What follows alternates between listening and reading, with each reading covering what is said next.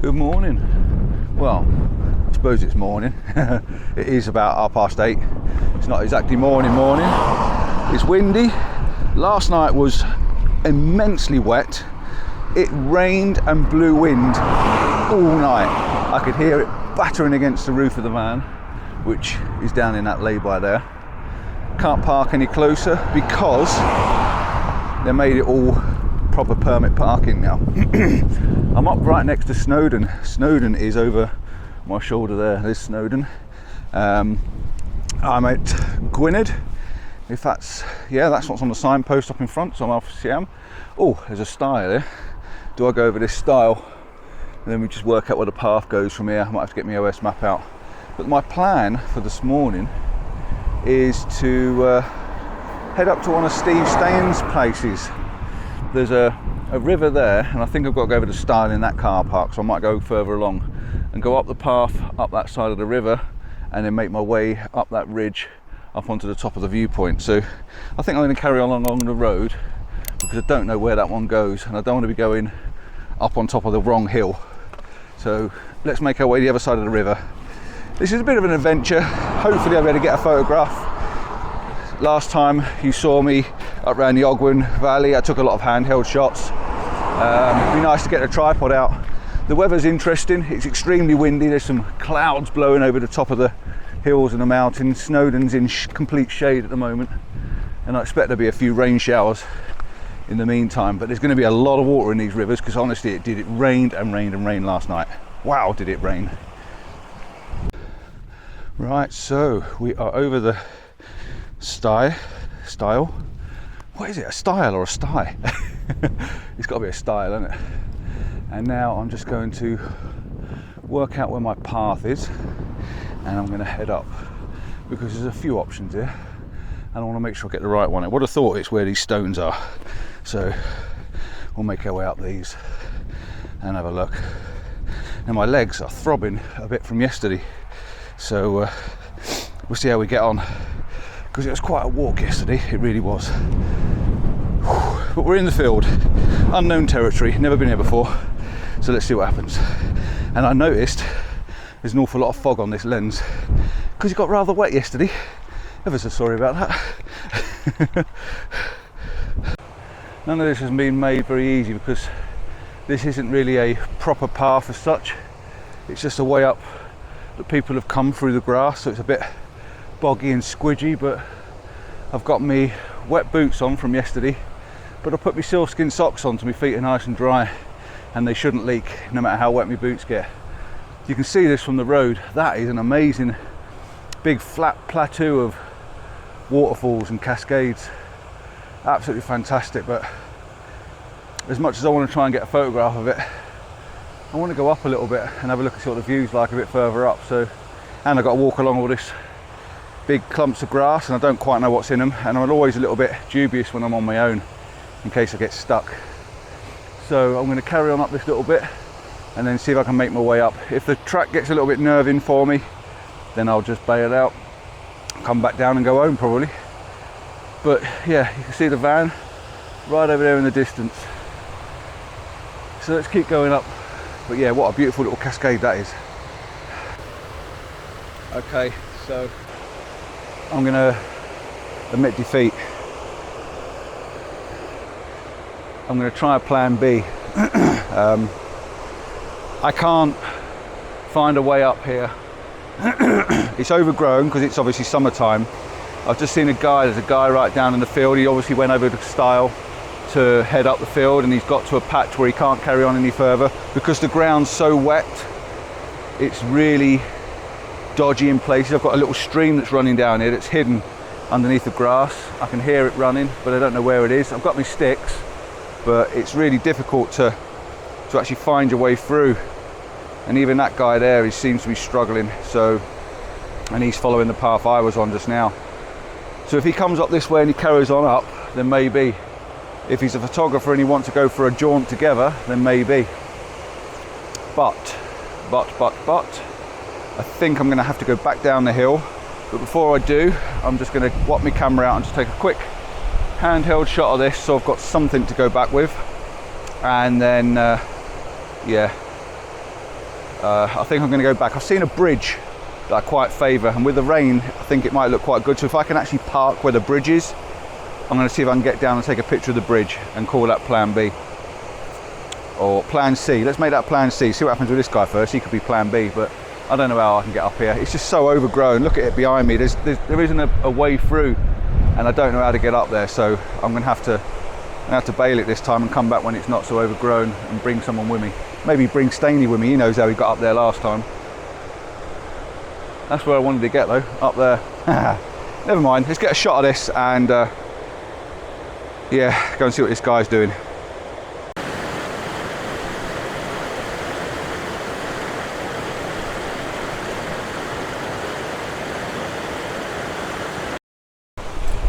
So I've actually got the camera out and put it on a tripod. I've come back down. I spoke to that guy. He's literally just having a walk. He's from Warwickshire. He's been up a little bit further and gone for a bit of a walk, but I'm just gonna have a tinker with this bit of a waterfall. There's a sheep sitting right in front of the waterfall, which I just quite like. So I've got a snap of the sheep there, or there's two sheep. I wish one of them would bugger off. But yeah, I'm just gonna literally concentrate on this waterfall, put a couple of filters on, see if I can get a slightly longer exposure and things like that, and just work with that. Looks like my camera was on. So I'm not sure what's playing up with my camera, it's just switched itself off. So let's see if we can get this sheep sitting still, munching on the rock, and a little bit of movement in the waterfall. Clouds are coming over thicker and thicker now as well, so not ideal. So nice little shot of the waterfall, 6-stop filter on there just to get a bit of movement in the water, and that'll do me, I think. I can't see what else to do. That guy walked up and come back down now, so there's not a lot on. Let's go for plan B. I'll see you at the bridge.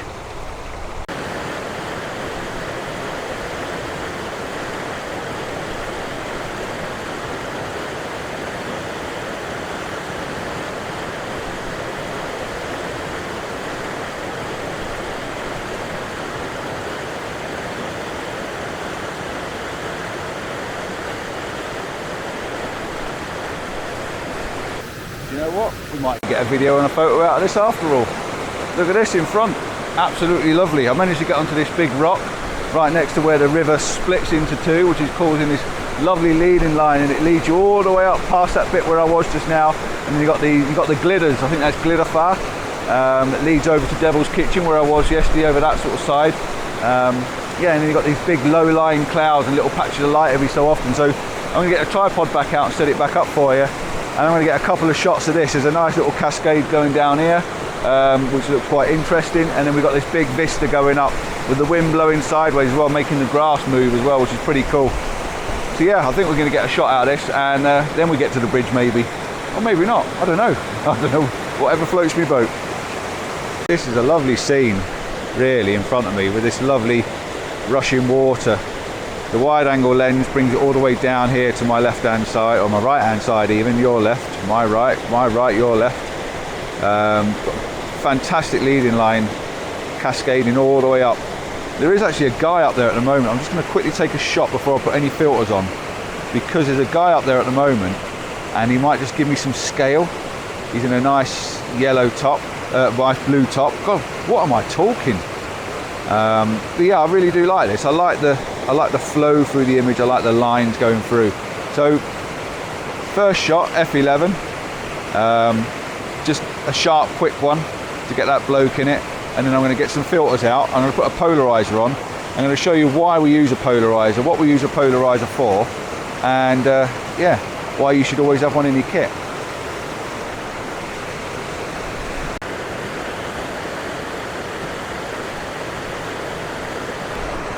So the first shot, as you see, there was no polarizer whatsoever. Now I'm going to put my polarizer on the front of my camera, and I can be able to spin this round now and I can actually use this to darken off the shiny rocks and the reflective water. So the idea is you set the polarizer, you spin it round until you get yourself in a position where your rocks go nice and dark. And again, I'm going to take another quick one just as a quick exposure, because the water's moving quite fast, so you might find with a polarizer you lose half a stop of light, or thereabouts. So you just smooth it down a little bit, and if I just check that, I'm pretty sure that there'll be some movement in the water, almost positive. Yeah, there is. But that's giving me an exposure with the polarizer on, which is darkened down the rocks. Now, what I'll do is I'll put the two pictures up on the screen for you side by side, and then I'll put a ring around the area where I want you to have a look at, and you can see the difference between with and without. And you'll see why I always, you know, why I say that you should have one in your kit bag, because it really does make a difference on these shiny rocks. Right, what we'll do then is I think we'll put a 3-stop on, because we don't want too much movement. We only want a little bit of movement. So give me 1.3 or 1/3 of a second. 2-second timer's on. Polarizer still on its max, so it's darkening it down, and that's really fluffed the water out now. I am bracketing. I don't need to bracket, but I am bracketing just for a safety sake. But if you have a look at this image I'm going to put up next to the other one with the polarizer on, so I'm going to put two images up again. So you've got the polarizer and then the one with the 3-stop. You'll see the difference in the movement in the water, and I'll just highlight it for you as well, just so I can ask, you know, so I'm pointing your eye at the little bit I want you to look at. But that should make a lot of difference to the actual image, and you'll see that nice, smoothly, fluffy water, if that's the sort of thing that you're into. And personally, I actually like it. I like the fluffiness and the movement in the water, and then the nice, solid, crispy rocks, because it really does do something a little bit different to the image, rather than being a sort of an iPhone shot, if you like.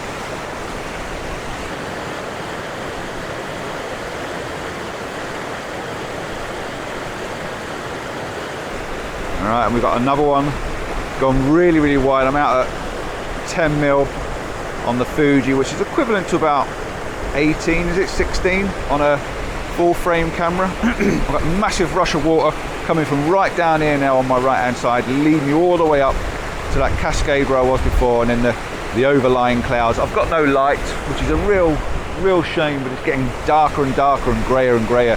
I've gone up to 1 second exposure with that same 3-stop filter. So again, I'm going to take a picture. Let's take that filter off for you. I'm going to do one without the polarizer on. In fact, I'll take the polarizer off completely. Let's do one complete straight shot. I'm going to focus somewhere on this grass in front of me. Just tilt it down just a little bit, get that cascading. And then we go for this one, 2-second timer, F11, should be enough focus distance all the way through. Okay, so that's a crispy one. Now I'm going to put the polarizer back on, and I'm going to set the polarizer on its darkest position. And again, I will highlight it for you to show you what I'm looking at and why. And that's dropped my exposure down now to 1/8 of a second. That's obviously going to give me a little bit of movement in the water. Then I'm going to pop the old 3-stop on as well, and that's going to give me a really long exposure of a second, and that will really smooth out that water and make it really, really sort of surreal looking and fluffy and smooth, which I really, really like in these sort of images. This is all real time as well. I've not taken a picture before and then going to blag you with it.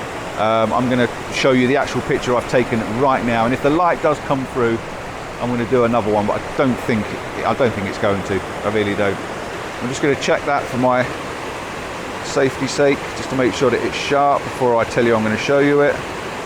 Beautiful and sharp, lovely, fluffy, smooth water. Really, really like that. Yeah, not bad. Even in these conditions, not bad at all.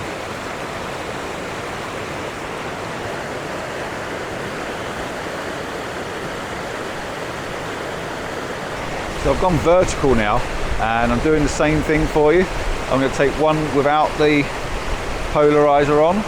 So the first one will be this one with the shiny rocks and the bright water. Then I'm going to do the same again. I'm going to spin it round until I've got maximum polarization, and I'm going to do the same again. Take that for you, and I'll put them up on the screen side by side. In fact, I'll put 3 shots up for you all together. I'm going to put the 3-stop on as well, then build up the filters a little bit, and let's see if we can get a slightly longer exposure of all the water moving as well. So I'll put 3 images up. The one before, the one with the polarizer on, and the one with the longer exposure with the smoother water.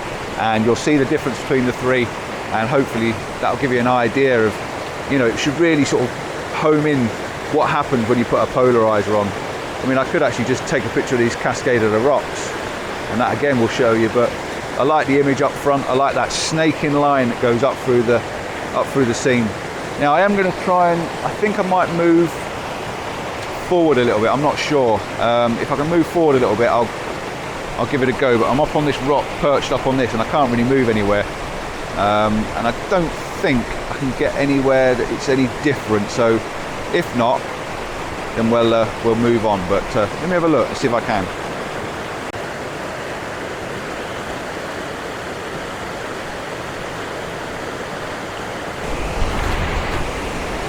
Another one set up for you, and I hope you appreciate this one, because I just stepped over a rock to get onto this little island, and I had my foot nice and secure on the top of the rock, and as I leaned my weight forward over the top of that leg, my leg slipped, and my foot went into the river, into the water. It's only a little stream, but I did fall forwards. I landed on my elbow, which is nice, and I've landed on my leg, which is also nice. I haven't damaged my trousers, but my boot went straight in the water. So as I was talking about keeping my feet dry, I'm interested to see if my actual feet are dry inside my socks, because I've got them rolled down, not pulled up all the way. But yeah, I fell in that water, and oh my god, the tripod was so close, this far away from going in the water. I managed, because it's a carbon fibre tripod and it's quite lightweight, and my little Fuji's quite lightweight. I had the tripod fully extended and it went over. I wish I could show you the footage. The tripod went over and I had such a grip on it, like, oh, just trying to stop it from going down. I actually slowed it down, and just enough to stop it from coming down and hitting the water, and I could just pick it back up again. Whew, thank God it was a lightweight kit, otherwise it would have been bang, and it would have gone down head first straight into the water onto the rocks. It would have made a mess, I guarantee you that. Right, so here we go, let's get this one done. I'm not 100% sure on this composition. I keep tilting it from left to right. Oh, actually, no, let's go a little bit wider. Yeah, that's a bit better. I prefer that a bit better. So, I've got a rush of water on the... I don't know, actually. No, I'm going to get rid of the rush of water on the left. I'm going to keep the rock in, and then I've got the water on the right-hand side. Get the camera level. So, first of all, focus on the rocks in front of me. All of these are at f11, by the way. Take the first one, bracketed shot. The first one should be fine, I don't need the brackets. Then again, I'm going to pop on the old polarizer, spin it round till I can see what it's doing. Wow, what a difference on this one, you'll see. Maximise the polarizer in position, and then do the same again. You won't know, and if you've never used a polarizer, and you put it on the front of your camera and you spin it round, you should notice an extreme amount of difference. On with a 3-stop, give me a third of a second. This can make the smoothie water out, and again I put all three of them on the screen for you so you can have a look. I like this, that one's really nice. I do like that. You've got this line going through with the water, but you can see it more when it's on the long exposure. You've got this nice line leading you through. Let me just go to the image. That one there, yeah, lovely line leading you through, going back up, all the way up to the Glidervar with the clouds over the top. Again, no light, can't do much about the light. Do I like the composition?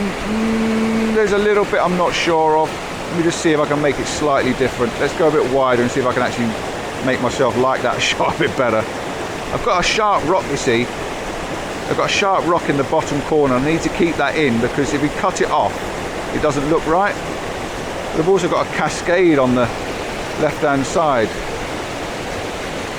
Let's go wide. Let's get a lot of water in it for you so you can see what we're doing. So again, let's take the 3-stop off. Let's take the polarizer off. Let's go all the way with nothing. I'm going to focus on this big jaggedy rock in front of me and just tilt it up. Now we'll leave it as it is. You'll notice in the bottom left-hand corner, bottom left-hand corner of the image, when you look at the image, there's a big pool of water, and you'll see how shiny it is. By putting the polarizer on now and spinning it round, you'll notice that you can see through that water, and you can see the rocks underneath. And of course all the cascade as well makes all the water go white. And then if I put the 3-stop on, it just makes everything a lot smoother and fluffier.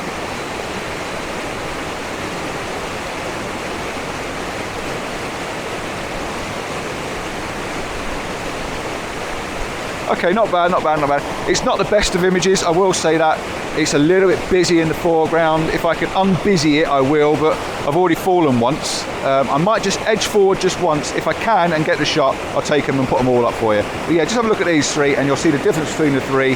A lot of difference as well, a lot of difference.